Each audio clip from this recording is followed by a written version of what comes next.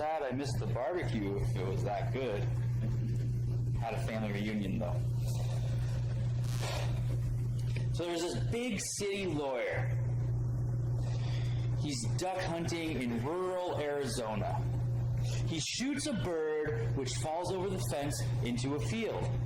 And as he's climbing the fence, a farmer drives up on a tractor and asks him, "What are you doing?" The lawyer explains he's retrieving the duck he shot, and the farmer tells him, "Well, that's not going to happen." "Oh, really?" asks the lawyer, who then explains he is one of the best trial attorneys in the nation, and that he will sue the farmer and win if the farmer keeps him from getting the duck. Then the farmer explains, "Well, you must not know how we settle things around here." The farmer proceeds to tell the lawyer about the Arizona 3-kick rule, according to which each person kicks the other 3 times back and forth until the other gives up. "You're on," says the lawyer. Sure, he can take the old guy. The farmer goes first, and he plants a solid kick with his work boot into the lawyer's gut. And then when he's down, his face, and then ends with another kick to the kidney. The lawyer had been close to giving up, but now it was his turn. "Okay, old man, my turn." To which the farmer says, "Actually, I give up. You can have the duck." Different places do things differently. Here are some interesting facts about how people do things in different states. If you're from Nebraska, your official state soft drink is Kool-Aid. If you're from Delaware, people are outnumbered by chickens 200 to 1. Now, Virginia can correct me if I'm wrong, but if you're from Ohio, your state flag is the only flag that's not a true rectangle. It's a little more triangular shaped, which I thought was wild. Minnesota has over 50 different species of mosquitoes. And Minnesotans will tell you that mosquitoes are their state bird. Jokingly. Different places do things differently. Jesus was from heaven, and he was always doing things that made people say, "What? That's not the way we do things here. You must be from somewhere else." You see, down here, if somebody hurts you, you find some way to get them back. But Jesus says, you have enemies? Love your enemies. Pray for them. Now, that's not the way we do things down here. Down here, you get as many people as you can to serve you. That's greatness around here. Jesus says, you want to be great? In heaven, you become great by learning to serve others. Down here, we turn all sorts of good things into bad things by making good things into idols. We turn things like money, sex, power into gods. And these are what we live and die for down here. Jesus says, where he comes from, you shall worship the Lord your God and serve him only. Money, sex, and power are not bad. God created them. They're good in proper context. But they are absolutely terrible gods. Different places do things differently. Jesus is from heaven. Where are you from?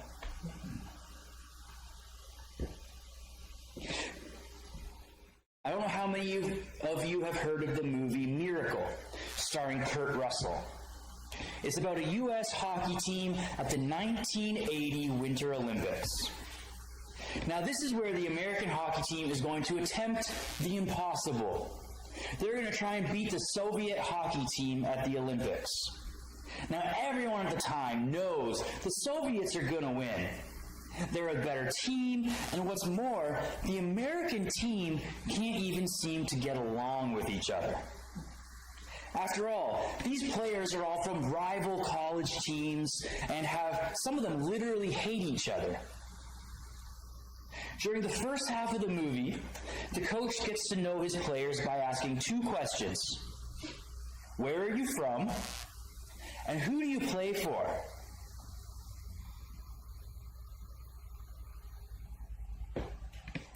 So, where are you from, he asks one player, and who do you play for? Well, one player says, Madison, Wisconsin. University of Wisconsin. Another guy answers, University of North Dakota. Well, how about you? The UMD Bulldogs. And leading up to the Olympics, this team is just not playing well. They're not playing as a team. A lot of them are playing as rivals. And that's kind of how things are done down here. Life down here on Earth is often played that way. For example, I'm a Canadian, and there are other countries that I'm not a fan of. Or, well, I'm conservative, and we don't really like liberals. Or, I'm a liberal, and we don't really get along with those conservatives. Or maybe I'm upper class, and we can't really stand people who live off the system when they could be working. Or I'm lower class, and I can't stand those rich snobs looking down their noses at people like me. That's kind of how things are done around here. We carve each other into groups. And we like some groups, but not others.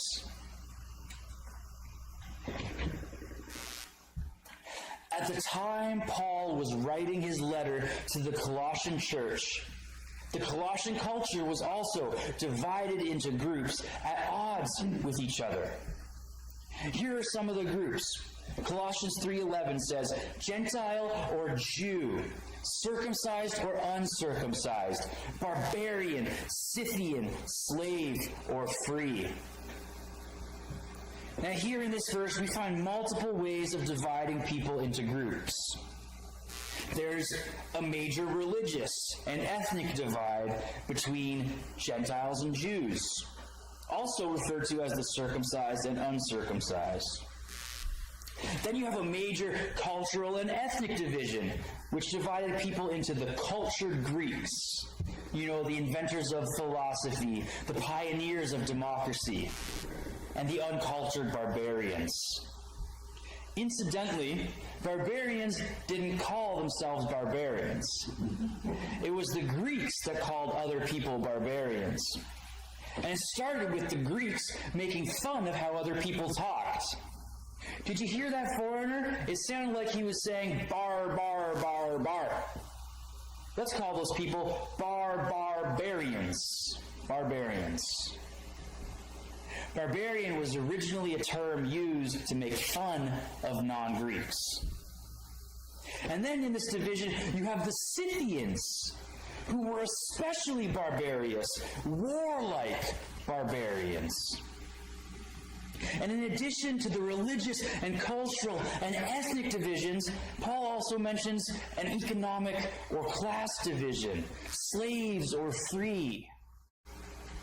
Carving people into this or that group just seems to be how we do things down here, how we've always done things down here.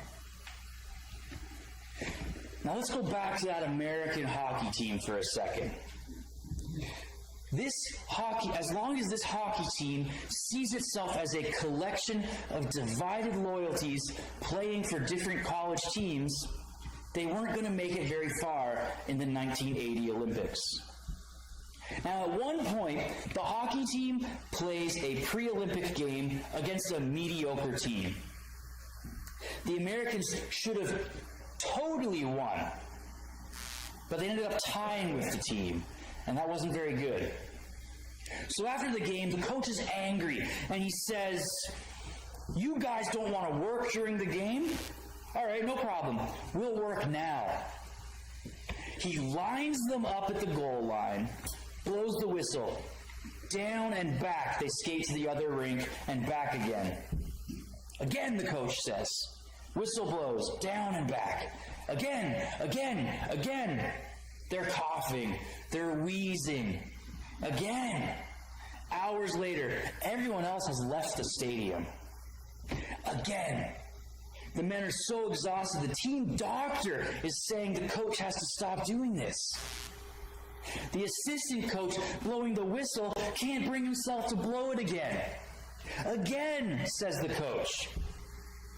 Finally, one of the players shouts his own name, Mike Irizion, with an accent on the ruse, so to speak. Followed by Winthrop, Massachusetts, telling them where he's from. The coach stops, looks at him, and asks, "Who do you play for?" The player says, "I play for the United States of America." Coach says, "That's all, gentlemen. Let's go home." Even though each of the players had played for different universities, they'd forgotten that they had put on a jersey that said USA. Even though we all come from different political, socioeconomic, ethnic, and cultural backgrounds, if you're a disciple of Jesus, then you have put on Jesus. What does your jersey say? Who are you playing for? Colossians 3:9-11 says, "You have put on the new self, which is being renewed in knowledge, in the image of its creator."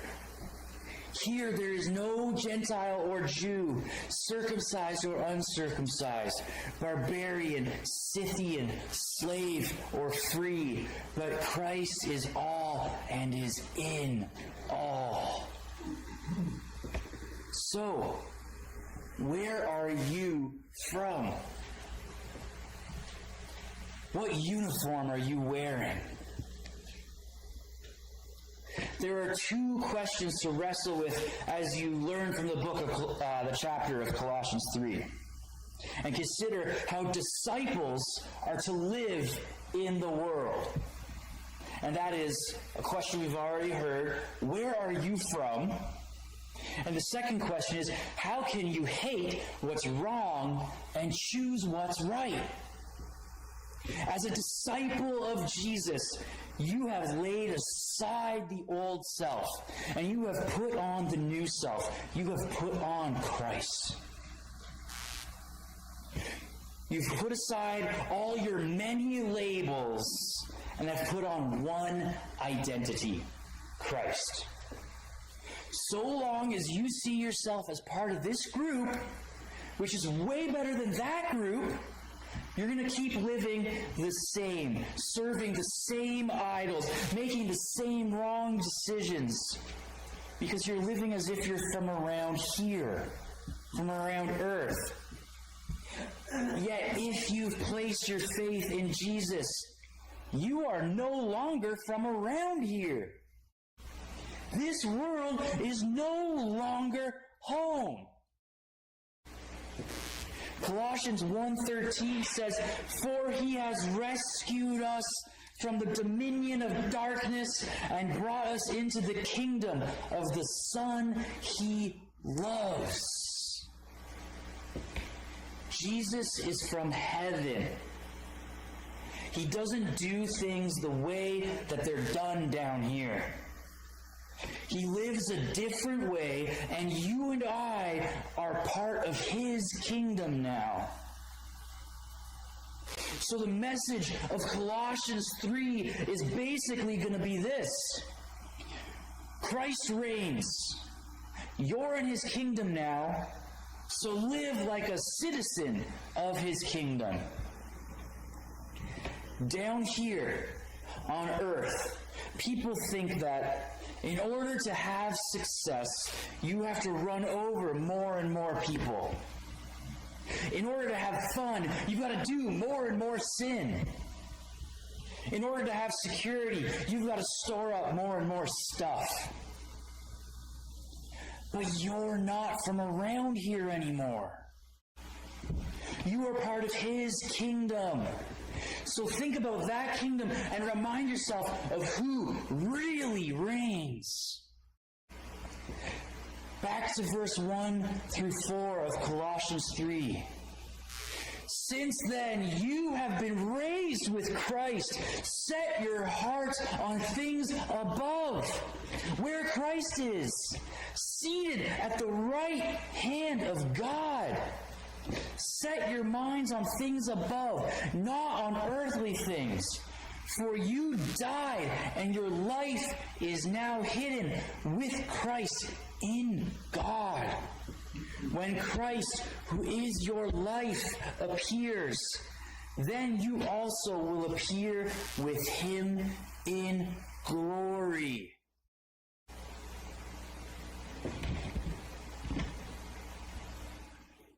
Since heaven is your home, and it affects what you think is good and bad, beautiful and disgusting,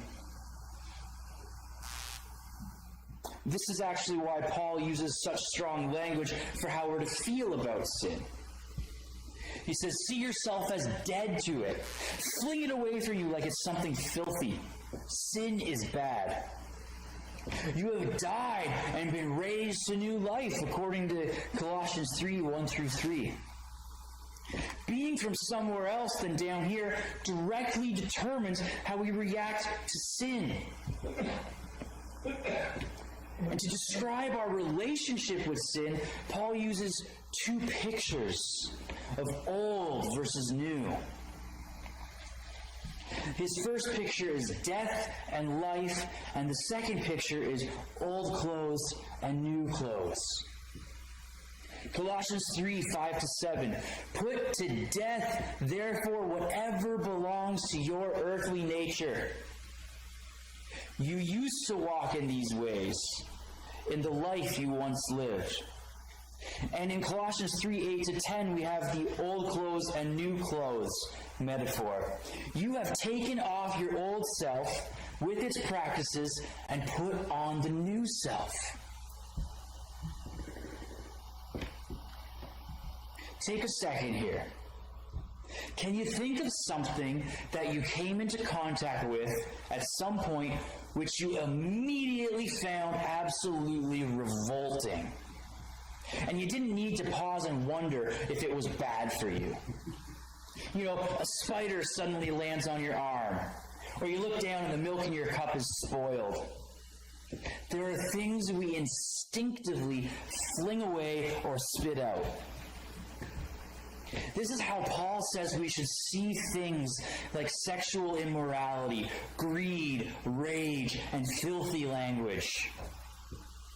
And these include what people want, the list we find in Colossians 3, verse 5, and what people say, the list we find in Colossians 3, verse 8.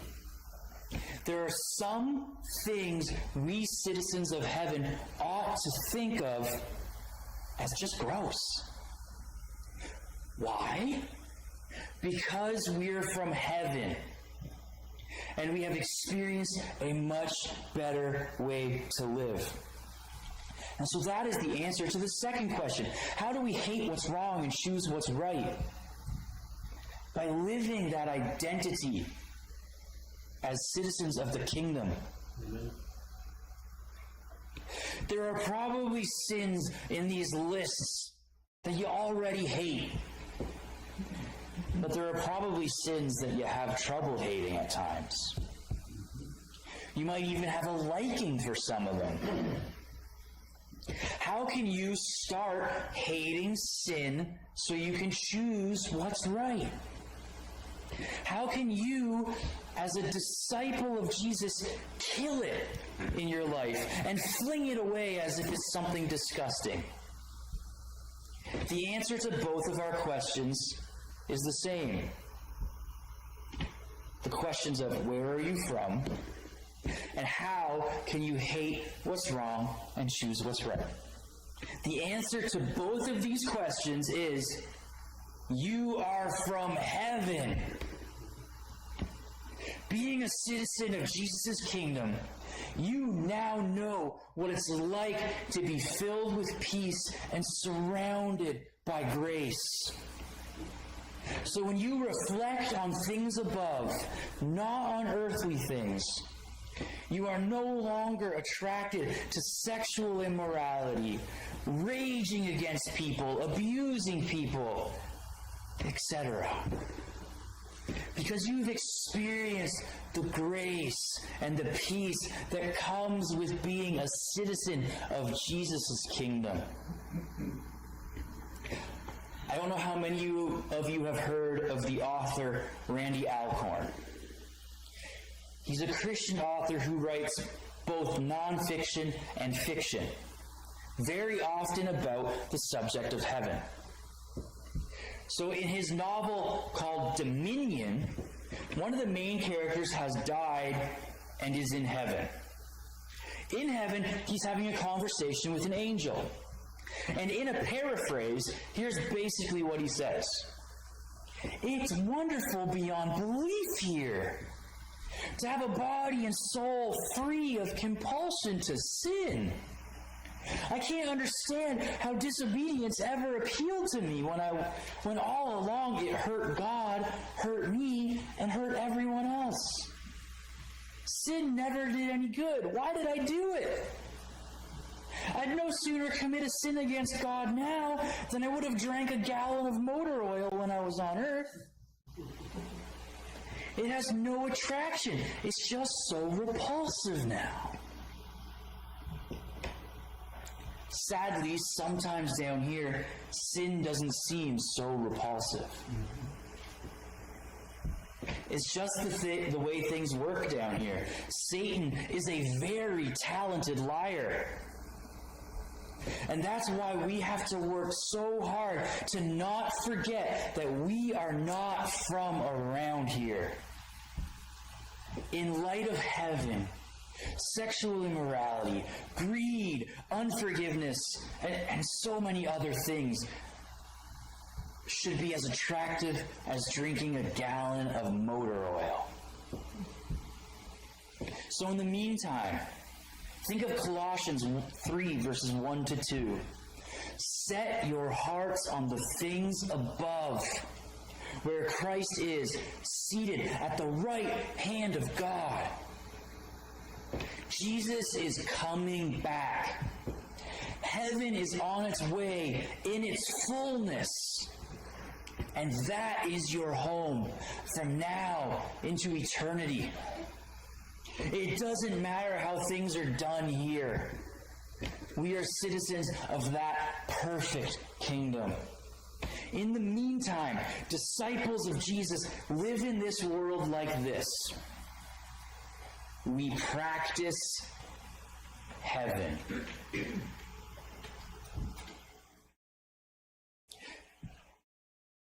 I'm sure you've picked up on the theme of the last several weeks. It's discipleship, right? We've been talking about what it means to be a disciple. The fact that Jesus' life and teachings are central. They need to be the focus of being a disciple. We talk about the truth that disciples of Christ make disciples. There is no alternative. And that discipling is best done through intentional relationships within the church, with each other, to help us grow closer to Jesus and love Him more. And with those outside of the church, to help people eventually come to trust and follow Jesus. Disciples make disciples through intentional relationships. And today we have talked about how it is that disciples live in this world as followers of Jesus. They practice heaven. They act and live as though they are in heaven right now because we are already members. Now, in the Great Commission, Jesus sends his disciples to live as his disciples in the world and to make disciples. And now he is sending each and every one of us. You are sent. There's a hymn that I'm going to play. And I want you to, if you can, sing along with it, or say the words, or just think the words, and think of them as a prayer to God, a prayer of commitment to his mission.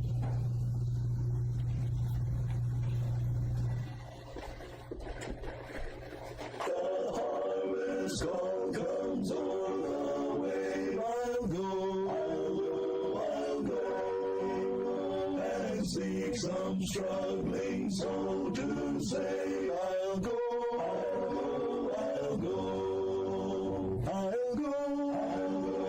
and press the fight against the foe.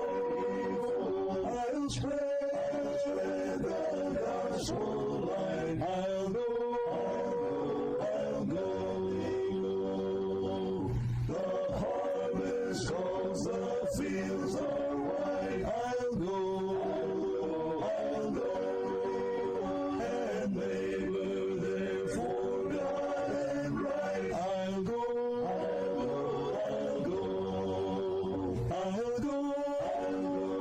and press the fight against the foe.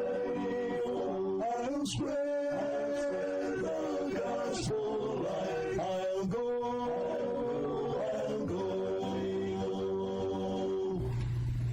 Lost souls are wandering in the night. I'll go, and strive to lead them to the light. I'll go,